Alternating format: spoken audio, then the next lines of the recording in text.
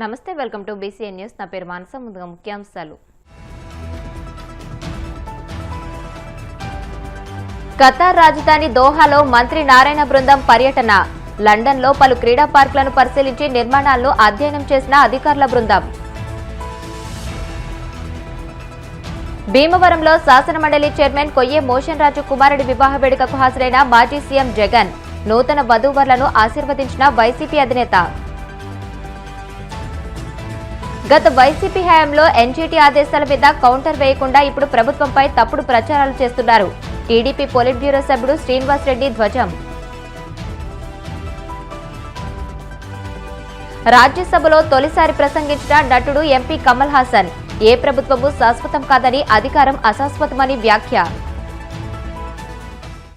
AP పురపాలక శాఖ మంత్రి నారాయణ బృందం లండన్ పర్యటన కొనసాగుతోంది.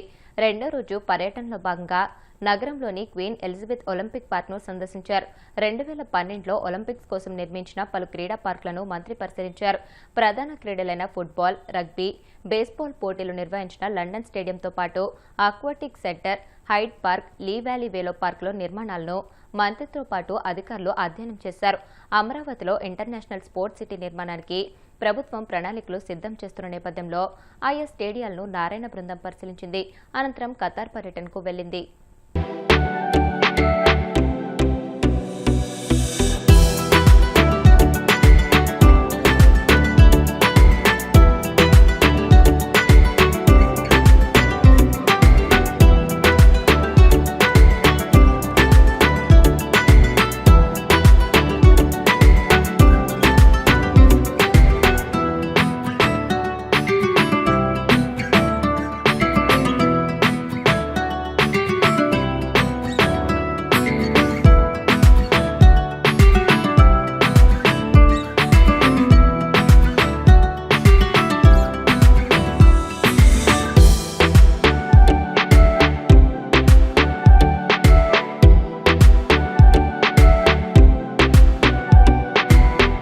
శాసనమండలి చైర్మన్ కొయ్యే మోషన్ రాజు కుమారుడి వివాహ వేడుకకు మాజీ ముఖ్యమంత్రి వైసీపీ అధినేత వైఎస్ జగన్మోహన్ రెడ్డి హాజరయ్యారు.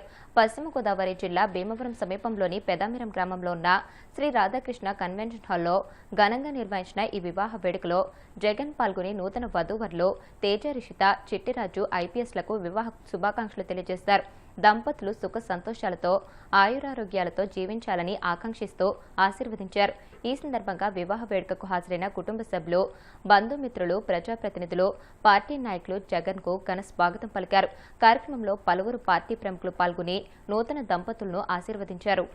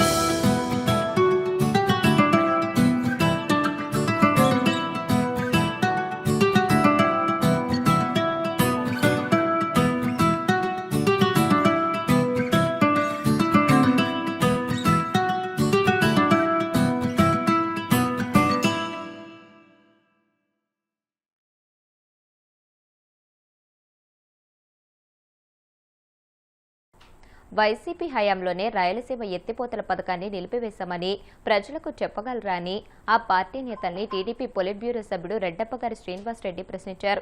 రాయలసీమకు ద్రోహం చేసి ఇప్పుడు దీక్షల పేరుతో నాటకాలాడుతున్నారని విమర్శించారు. మంగళగిరిలోని టీడీపీ కేంద్ర కార్యాలయంలో ఆయన మీడియాతో మాట్లాడుతూ ఎన్జీటీ ఆదేశాల మీద అప్పట్లో కౌంటర్ వేయకుండా ఇప్పుడు ప్రభుత్వంపై తప్పుడు ప్రచారాలు చేస్తున్నారని ధ్వజమెత్తారు. రాయలసీమకు చెందిన సుమారు 102 ప్రాజెక్టుల్ని రద్దు చేశారని ఆగ్రహం వ్యక్తం చేశారు. వైఎస్ఆర్ కాంగ్రెస్ పార్టీ వాళ్ళు ముఖ్యంగా రాయలసీమ ప్రాంత నాయకులు ప్రతిరోజు నీళ్ళ డ్రామాలు ఆడుతూ ఉన్నారు. పోతిరెడ్డిపాడుకు పోయి రాయలసీమ లిఫ్ట్ ఇరిగేషన్ పూర్తి చేయాలని చెప్పి ఒక పోస్టర్ లాంచ్ చేసి ప్రజల్లో ఏదో రాయలసీమ కోసం మేమే పాటుపడుతున్నామని చెప్పి ఒక అబద్ధపు ప్రచారం చేసే ప్రయత్నం చేస్తూ ఉన్నారు. పోయి ఏం చేస్తారు, ఏమి చెప్తారు ప్రజలకని చెప్పి నేను అడుగుతూ ఉన్నా. గత 5 సంవత్సరాల్లో 52 సీట్లలో 49 స్థానాలు మీకు ఇచ్చారు, 8 ఎంపీలు మీకు ఇచ్చారు. ఏం చేశారు మీరు? ఏం ఒరగబెట్టారు రాయలసీమకు అని చెప్పి నేను అడుగుతూ ఉండా.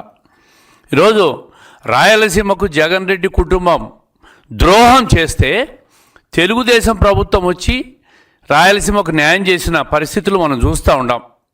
5 ఏళ్ల కాలంలో రాయలసీమకు ఏం చేశారు వివరించి రాయలసీమ రైతులకు ఎలాంటి ప్రయోజనం చేకూర్చారో తెలియజేసే అప్పుడు పోతిరెడ్డిపాడు దగ్గర వైసీపీ దీక్ష చేయాలా, వాళ్ళు ఏం చేశారో చెప్పి దీక్ష చేయాలని చెప్పి నేను అడుగుతూ ఉండా. దాదాపుగా ఈరోజు కూటమి ప్రభుత్వం వచ్చిన తర్వాత దాదాపుగా హంద్రీనీవాకు 1700 క్యూసెక్కుల సామర్థ్యం పెంచి అంటే 3500 క్యూసెక్కుల సామర్థ్యాన్ని తీసుకొని వచ్చి 700 కిలోమీటర్లు ప్రయాణం చేసి దాదాపుగా 3850 కోట్లు ఖర్చు పెట్టి ఈరోజు 40 టీఎంసీల నీటిని హంద్రీనీవా ద్వారా కుప్పానికి తీసిపోయిన ఘనత తెలుగుదేశం చంద్రబాబు నాయుడు గారి ప్రభుత్వానికి. మీరు కూడా ఈరోజు రాయలసీమ గురించి మాట్లాడుతున్నారంటే నిజంగా ప్రజలు ఏడవాలన్నా నవ్వాలన్నా మీరే చెప్పాలా. ఏమైనాయి?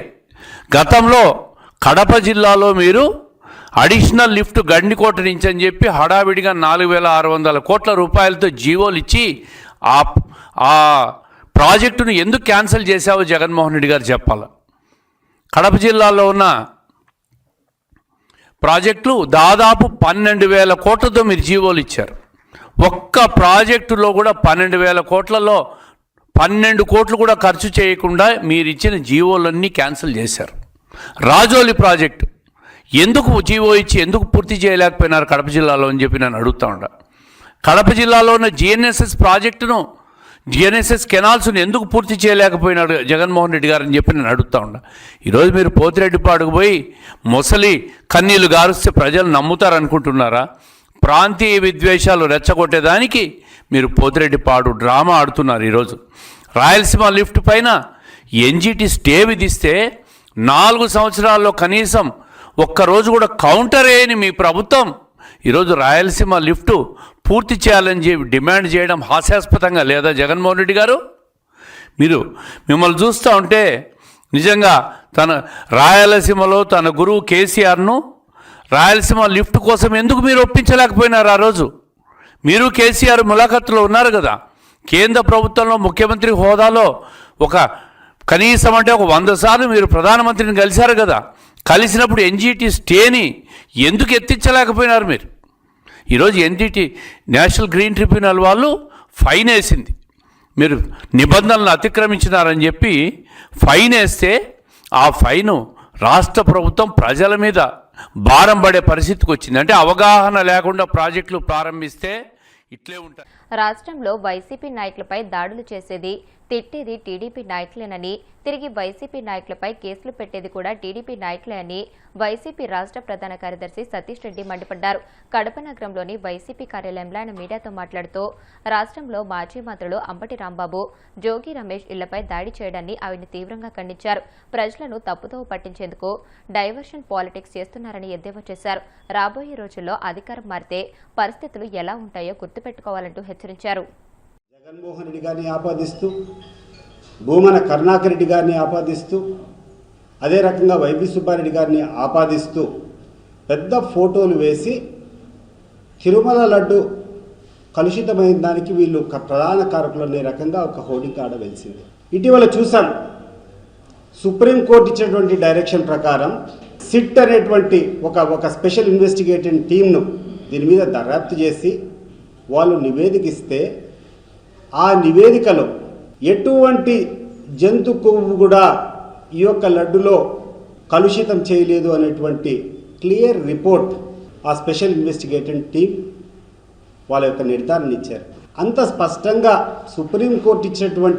సుప్రీంకోర్టు ఆజ్ఞాపించినటువంటి ఇన్వెస్టిగేటింగ్ టీం ఇచ్చిన తర్వాత ఈ ప్రభుత్వం వీళ్ళకు ఉన్నటువంటి చేతగానితనం వల్ల, వీళ్ళకు ఉన్నటువంటి చేతగాని వైఫల్యాలన్నిటి కూడా ప్రజలు ప్రశ్నించకూడదని చెప్పి ఒక కొత్త రకమైనటువంటి దాడి అపోజిషన్ మీద చేస్తూ ఉంది. సామాన్యంగా ప్రజాస్వామ్యంలో అధికారంలో ఉన్నటువంటి పార్టీ పైన ప్రతిపక్షంలో ఉన్నటువంటి వాళ్ళు ప్రజల పక్షాన పోరాటం చేస్తూ ప్రజలకు మేలైనటువంటి సదుపాయాలు కల్పించేదానికి అనేక విమర్శలు చేస్తూ ఉంటాం. ఎంతో కాలంగా వచ్చేటువంటి ఆనవాయితీ. ఈ ప్రభుత్వం అనేది ప్రభుత్వంకి ఎంత బాధ్యత ఉందో ప్రభుత్వంలో ఉన్నటువంటి పెద్దలకు వాళ్ళకు ఒక చెక్ పెట్టేదానికోసమే ఈ అపోజిషన్ పార్టీ ఉంది. ప్రజల్లో మీరు చులకలు అవుతున్నారు కాబట్టి ప్రజల్లో ఈరోజు ఎక్కడ చూసినా ఒకటే వాదన. ఇంత అసత్యానికి, ఇంత ఘోరమైనటువంటి నీచమైనటువంటి ప్రచారానికి ముఖ్యమంత్రిలో ఉన్నటువంటి స్థాయిలో ఉన్నటువంటి వ్యక్తి దిగజారచ్చా? ఇది ప్రజల యొక్క సందేహం. మరి దాన్ని నివారించకుండా మీ యొక్క కార్యకర్తలతో, తెలుగుదేశం పార్టీ కార్యకర్తలతో మీరే దాడికి ముందొచ్చారు. మీకు సంబంధించినటువంటి ఒక మహిళ, చాలా క్లిప్పింగ్స్ ఉన్నాయి సోషల్ మీడియాలో, ఎక్కడ చూసినా కూడా వైరల్ అవుతున్నాయి. గుంటూరు జిల్లాకు సంబంధించి ఒక గ్రంథాలయ సంస్థ అధ్యక్షురాలుగా ఉన్నటువంటి వ్యక్తి నీచంగా ఎంత ఘోరంగా మాట్లాడిందో అందరం కూడా చూశాం. ఆమె చేస్తే తప్పు లేదు, ఆమె మీద ఎటువంటి చర్య లేదు. కానీ ఆమె అన్నదానికి రిటాలియేషన్గా ఆవేశంతో అంబటి రాంబాబు చెప్తే మాత్రం తప్పైపోతుంది. పరిస్థితిలో ఉన్నటువంటి వాళ్ళం మేము నిలదీస్తూనే ఉంటాం. మేము నిలదీస్తామని చెప్పి మా మీద దాడి చేస్తారా? మా మీద ఈ రకంగా గూండాలతో మా ఇండ్లపైన దాడి చేస్తారా? ఎవరిచ్చారు మీకు ఈ అధికారం అని చెప్పి నేను అడుగుతున్నాను. గుర్తుపెట్టుకోండి, మీరు చేసేటువంటి సంస్కృతి, మీరు చేసేటువంటి సాంప్రదాయం ఇది మంచిది కాదు. రాబోయే కాలంలో రాబోయేటువంటి ప్రభుత్వం కూడా చేపడితే మీ పరిస్థితి ఏ రకంగా ఉంటుందో ఒకసారి ఆలోచన చేసుకోండి. ఒకవైపు ఎవరైతే దాడి చేస్తున్నారో వాళ్ళని సహకరిస్తూ మీరు వాళ్ళ ప్రొటెక్షన్గా నిలబడడం, ఎవరైతే దాడికి గురవుతున్నారో వాళ్ళ మీద కేసులు పెట్టడము ఏం సాంప్రదాయం? ఇప్పుడు కాసేపు ప్రకటనలు.